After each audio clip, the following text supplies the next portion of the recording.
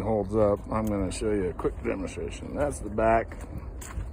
This is where someone completely T-boned the shit out of my truck, but it wasn't moving. Pretty much nothing left. It's all jacked up. But a little broken on the corners. Holding in there pretty good. If there was anything in here that I've already taken out, I've already taken all my stuff out of there. And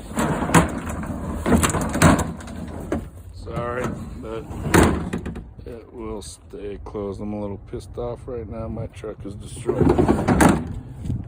But I would say all in all, it kept my truck bed together.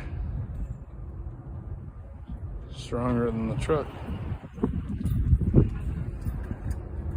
Sold.